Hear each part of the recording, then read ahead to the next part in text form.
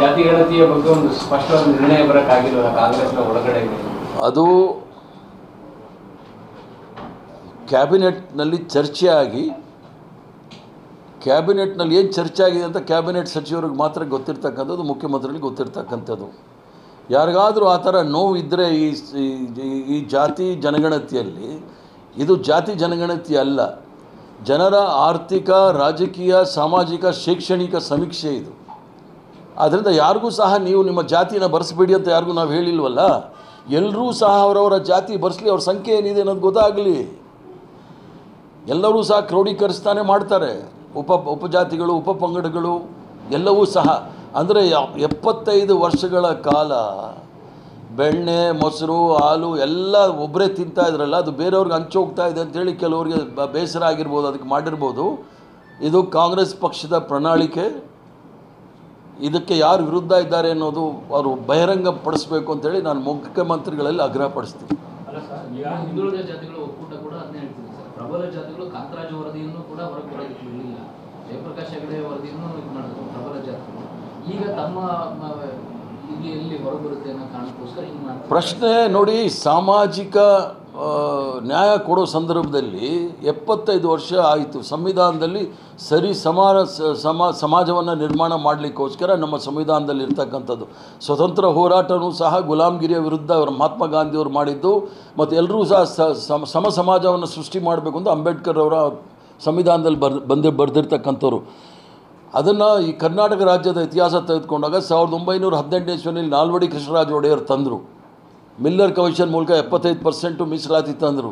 ತದನಂತರ ದೇವರಾಜ ಅರಸರು ಆವನೂರು ಕಮಿಷನ್ ಮೂಲಕ ತಂದರು. ಎಲ್ಲ 50 ವರ್ಷದ ಗ್ಯಾಪಲ್ಲಿ ಸ್ವಲ್ಪ ಸುಧಾರಣೆಗಳಾಗ್ತಾ ಬಂದಿದೆ. ಅದಕ್ಕೆ ನಾವು ಪ್ರಗತಿಪರ ರಾಜ್ಯ ಅಂತ ಇಡೀ ರಾಷ್ಟ್ರದಲ್ಲಿ, ಇಡೀ ಪ್ರಪಂಚದಲ್ಲಿ ಹೆಸರುವಾಸಿಯಾಗಿರೋದು. ಪ್ರಗತಿಗೆ ಕುಂಠಿತ ಮಾಡ್ತಕ್ಕಂಥ ಜನ ಇದು ಮೀಸಲಾತಿಗೆ ಇದು ಜಾತಿ ಗಣತಿ ಬಗ್ಗೆ ವಿರುದ್ಧ ಇದ್ದಾರೆ. ಇದು ಸಮೀಕ್ಷೆ ವಿರುದ್ಧ ಇದ್ದಾರೆ, ಜಾತಿ ಗಣತಿ ವಿರುದ್ಧ ಅಲ್ಲ. ಯಾರಿಗೂ ಸಹ ನಿಮ್ಮ ಜನಸಂಖ್ಯೆ ಏನಿದೆ ಅಂತೇಳಿ ಹೇಳಬೇಡಿ, ಮುಚ್ಚಿಡಿ ಅಂತ ನಾವು ಯಾರಿಗೂ ಸಹ ಹೇಳ್ತಾ ಇಲ್ಲ. ಪಾಪ ಶೂದ್ರರು, ದಲಿತರು ಅವರು ಮುಂದೆ ಬಂದು ಹೇಳೋದಿಲ್ಲ ಅವ್ರ ಜನಸಂಖ್ಯೆ, ಅವ್ರ ಜಾತಿನ ನಾಚಿಕೊಂಡು. ಮೇಲ್ಜಾತಿಯವರು ಅವ್ರ ಜಾತಿಗಳನ್ನ ಹೇಳ್ಕೊಂಡು ಅವ್ರ ಸಂಖ್ಯೆ ಏನಿದೆ ಅಂತ ಗೊತ್ತಾಗಲಿ. ಯಾಕಂದರೆ ಇಷ್ಟು ತಾನೇ ಈ ಚರ್ಚೆ ನಡೆಯೋದು GST ಬಗ್ಗೆ. ಎಲ್ಲರೂ ಸಹ ಟ್ಯಾಕ್ಸ್ ಕಟ್ತಾರೆ, ಅದು ಸರಿಸಮಾನಾಗಿ ಹಂಚಿಕೆ ಆಗಬೇಕು. ಯಾರು ವಿರುದ್ಧ ಮಾಡ್ತಾ ಇದ್ದಾರೆ ಅವ್ರ ಹೆಸರು ಬಹಿರಂಗ ಮಾಡಬೇಕು. ಅಲ್ಲ, ಶಿಸ್ತು ಕ್ರಮ ಪ್ರಶ್ನೆ ಅಲ್ಲ. ಈಗ ನಾವು ಕಾಂಗ್ರೆಸ್ ಪಕ್ಷದ ಪ್ರಣಾಳಿಕೆ ಮಾಡುವಾಗ ಅದು ದೊಡ್ಡ ಕಮಿಟಿ ಪರಮೇಶ್ವರ್ ಅವರ ನಾಯಕತ್ವದಲ್ಲಿ ಮಾಡಿದ್ದು. ಆಗಲೇ ವಿರುದ್ಧ ಮಾಡಬೇಕಾಗಿತ್ತು. ಇಲ್ಲ, ನಾವು ಇದಕ್ಕೆ ಒಪ್ಪೋದಿಲ್ಲ ಅಂಥೇಳಿ. ಆದ್ದರಿಂದ ಯಾರು ವಿರುದ್ಧ ಮಾಡ್ತಾರೆ ಅನ್ನೋದು ಮುಖ್ಯಮಂತ್ರಿಗಳು ಬಹಿರಂಗ ಮಾಡಬೇಕು. ಅಲ್ಲ ಸರ್, ಪ್ರಶ್ನೆ ಇರೋದೇ ಇಲ್ಲಿ ಹಿಂದೆ ಪಾರ್ಟಿ ಅಜೆಂಡಾ AICC ಮಾಡ್ತಲ್ಲೋ ಅದೇ ಅಜೆಂಡಾ ಇರೋದು. ನಿಮ್ಮಲ್ಲೇ ವಿರೋಧ ಮಾಡ್ತಾರೆ, ಆಕ್ಷೇಪಗಳು ವ್ಯಕ್ತಪಡಿಸಿ AICC ಅಜೆಂಡಾದಕ್ಕಿಂತ ಹೆಚ್ಚಿನಾಗಿ ರಾಹುಲ್ ಗಾಂಧಿಯವರ ಅಜೆಂಡಾ ಇದು. 50%ಇಂದ 75%ವರೆಗೂ ತೆಗೆದುಕೊಂಡು ಹೋಗಬೇಕು ನಾನು ಮೀಸಲಾತಿ ಅಂತ ಹೇಳಿ. ಅದಕ್ಕೆ ಪೂರಕವಾಗಿ ಸಿದ್ದರಾಮಯ್ಯನವರು ಜಾತಿ ಸಮೀಕ್ಷೆ, ಅಂದರೆ ಸಮೀಕ್ಷೆಯಲ್ಲೇನು ಶೈಕ್ಷಣಿಕವಾಗಿ, ಸಾಮಾಜಿಕವಾಗಿ, ರಾಜಕೀಯವಾಗಿ, ಆರ್ಥಿಕವಾಗಿ ಹಿಂದುಳಿದವರಿಗೆ ಅವಕಾಶಗಳು ಕಲಿಸ್ಕೊಡ್ಬೇಕು ಅಂತ ಮಾಡಿದ್ದಾರೆ. ಅದು ಪ್ರಾರಂಭ ಮಾಡಿದ್ದಾರೆ. ಅದಕ್ಕೆ ನಾನು ಮುಖ್ಯಮಂತ್ರಿಗಳಿಗೆ ಅಭಿನಂದನೆಗಳನ್ನು ಸಲ್ಲಿಸ್ತೇನೆ. ಯಾಕಂದರೆ ಬೇರೆಯವರಾಗಿದ್ದರೆ